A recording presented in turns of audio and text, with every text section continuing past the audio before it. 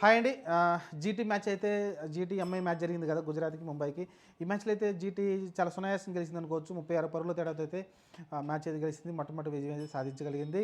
ఈ విజయంలో చూసుకుంటే మీకు కీలక పాత్ర వచ్చేసి మీకు సాయి సుదర్శన్ కావచ్చు, లేకుంటే సిరాజ్, ప్రసిద్ధ్ కృష్ణ మంచి ఇన్నింగ్స్ ఆడడం చూసాం. శుభ్మన్ గిల్, బట్లర్ కూడా టాప్ ఆర్డర్‌లో మంచి ఇన్నింగ్స్ అయితే ఆడడం చూసాం. ఓవరాల్‌గా చూసుకుంటే మ్యాచ్ మొత్తం కూడా మంచి టార్గెట్ ఇచ్చారు. 196 టార్గెట్ అంటే ఆ పిచ్ పైన అంత ఈజీ కాదు. కాబట్టి ముంబై అయితే తడబడింది. స్టార్టింగ్‌లోనే రోహిత్ శర్మ మళ్ళీ ఫెయిల్ అయ్యాడు. రికల్టన్ ఈ మ్యాచ్‌లో ఫెయిల్ అయ్యాడు. ఆ తర్వాత మీరు చూసుకుంటే కొంచెం ఆడే ప్రయత్నం చేశారు సూర్యకుమార్ యాదవ్. మీరు కొంచెం ఆడే ప్రయత్నం చేశాడు కానీ తిలక్ వర్మ. ఆ తర్వాత ప్రసిద్ధ్ కృష్ణ వచ్చేసి ఎక్స్ట్రాడినరీ వికెట్లు తీయడం చూసాం, 2 వికెట్లు. అందు కారణంగానే అతనికి మ్యాన్ ఆఫ్ ది మ్యాచ్ కూడా ఇవ్వడం చూసాం. అలానే మీరు చూసుకుంటే స్కోర్ కూడా ఏమి ఇవ్వలేదు. దాదాపు పర్ ఓవర్కి 4.5 లోపే ఇచ్చారు. చాలా తక్కువ రన్స్ అయితే ఇవ్వడం చూసాం. అలానే సిరాజ్ కూడా మంచి బౌలింగ్ వేయడం చూసాం.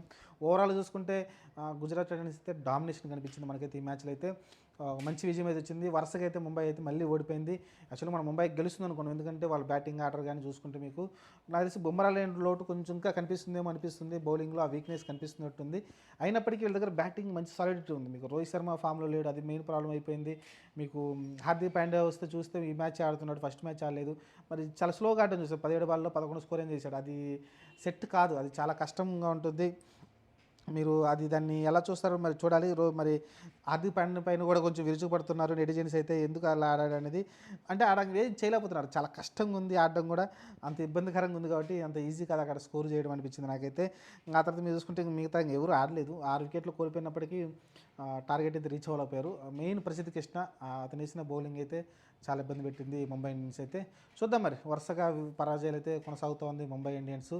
లాస్ట్ ఇయర్ ఎక్కడ వదిలేశారు అక్కడే మళ్ళీ పరాజయాలు అయితే కొనసాగుతూ ఉంది.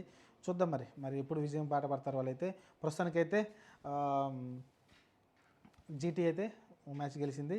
మంచి సాలిడ్ గెలిచింది. సాయి సుదర్శన్ ఏదైతే యాక్చువల్గా బట్లర్ ఓపెన్ రావాలనుకున్నాం, కానీ ఈరోజు సాయి సుదర్శన్ మంచి ఓపెనింగ్ భాగస్వామ్యం అయితే ఇవ్వడం చూసాం మనమైతే.